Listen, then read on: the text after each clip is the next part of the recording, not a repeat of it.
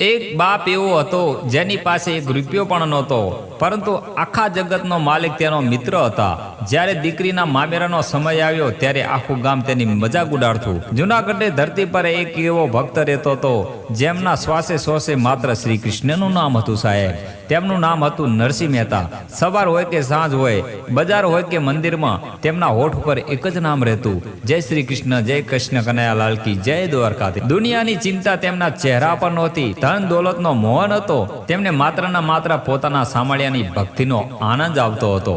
પરંતુ સમય કોઈને છોડતો નથી. સાહેબ, એક દિવસ તેમની લાડલી દીકરી કુંવરબાઈના મામેરાનો સમય આવી પહોંચ્યો.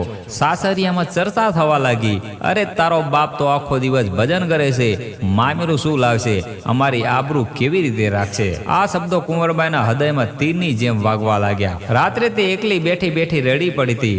બીજી તરફ ગામના લોકો પણ નરસિંહ મહેતાને સમજાવતા